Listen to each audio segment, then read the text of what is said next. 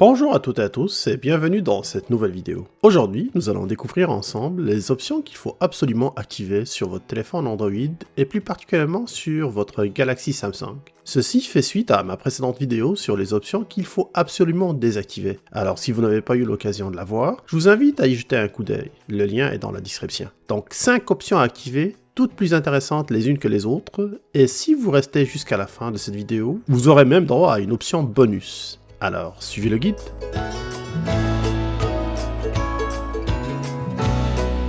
Si vous avez un téléphone avec un écran assez grand, je vous conseille d'activer l'option mode d'utilisation à une main. Pour cela, direction sur les paramètres, puis localisez les fonctions avancées. Et là, vous allez retrouver cette option. En l'activant, vous constatez que vous avez 2 modes de mise en marche. Vous pouvez l'activer en balayant vers le bas à partir du bouton d'accueil ou le bouton Home. Vous pouvez aussi choisir de tapoter 2 fois sur le bouton d'accueil pour l'activer. Le mode d'utilisation à une main peut convenir au droitier, mais aussi au gaucher. Et pour quitter ce mode, il suffit de tapoter 2 fois à l'extérieur du cadre pour revenir à la navigation normale.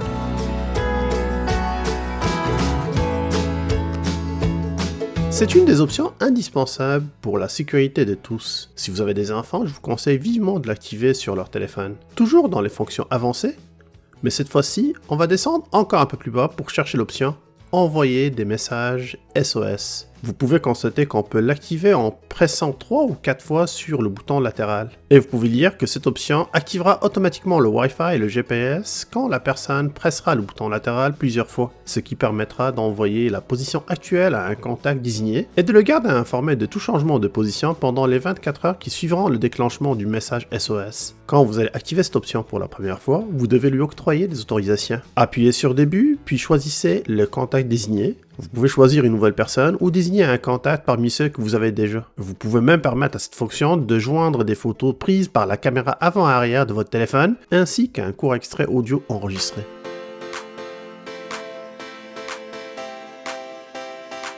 Prendre des photos est une fonction principale du smartphone. C'est même une des critères qui peut décider de notre choix final lors de l'achat d'un nouvel appareil.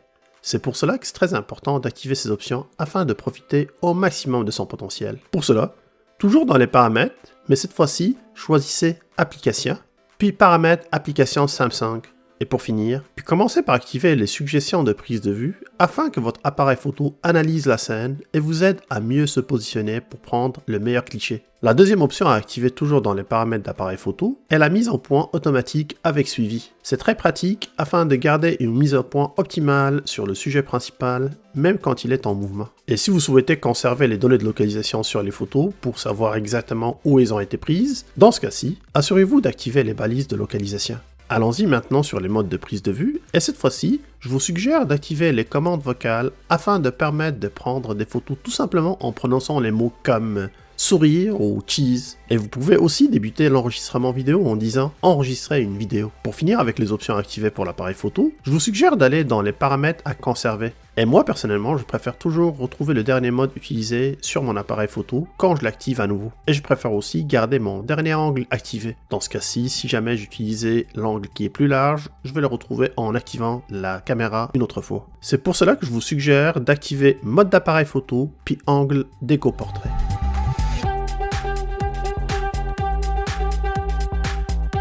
Pour aider votre téléphone à améliorer son autonomie, allez faire un tour dans les paramètres, puis pile et entretien de l'appareil. Sur certains téléphones, c'est batterie et entretien de l'appareil. Puis à partir de là, cliquez encore une fois sur pile et accédez aux options de gestion de votre batterie. Et pour terminer, autres paramètres de la pile. Je vous suggère d'activer l'option pile adaptative, ce qui permettrait de réduire la consommation d'énergie aux applications qui ne sont pas souvent sollicitées. C'est un moyen qui est très simple, qui va permettre votre système à vous aider à avoir plus d'autonomie sur votre téléphone.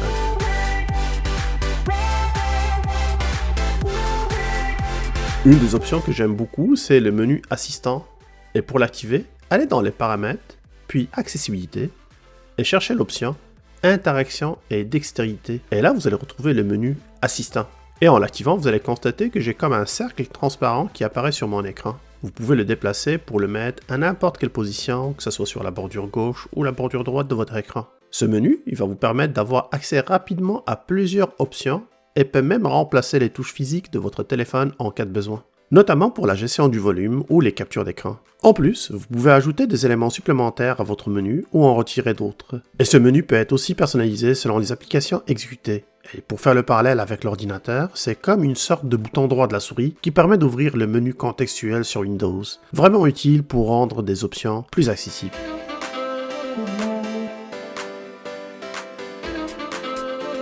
Mon petit bonus. Si vous aimez le Dark Mode ou le mode sombre, eh bien là, vous allez aimer cette option-là. Vous avez sûrement constaté que même en activant cette option, il y a certaines applications qui font de la résistance. Par exemple, Amazon et LinkedIn pour nommer que ces deux-là.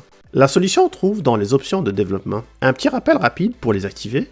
Rendez-vous dans les paramètres de votre téléphone, puis cherchez l'option à propos du téléphone, puis informations sur le logiciel.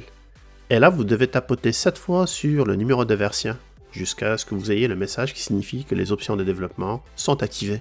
Maintenant, pour les retrouver, il faut retourner dans les paramètres, puis regarder complètement vers le bas, puis à l'intérieur de ces options de développement, cherchez vers la fin l'option « Forcer le mode sombre ». Cette option se trouve dans la section « Dessin ou tracé ». Et comme vous pouvez le lire, cette option va forcer les applications à utiliser le mode sombre, même s'il n'est pas pris en charge. Et là encore, on va faire un petit test en retournant sur Amazon. Vous constatez effectivement que maintenant il est passé en mode dark ou le mode sombre, et vous constatez que c'est pareil aussi pour l'application LinkedIn. Voilà, c'était mes suggestions des options à activer absolument sur votre téléphone Samsung. Plusieurs d'entre eux sont aussi applicables sur les autres téléphones Android avec un petit effort d'adaptation de votre part. J'espère que j'ai pu répondre et simplifier ces options-là pour que vous soyez capable de les mettre en pratique. Si vous avez apprécié cette vidéo, je vous serais très reconnaissant de la liker et de la partager aussi avec vos familles et vos amis.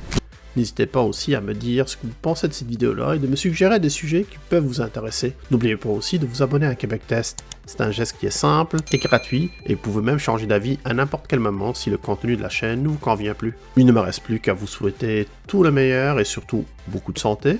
Rendez-vous très bientôt avec une nouvelle vidéo. D'ici là, je vous dis à plus.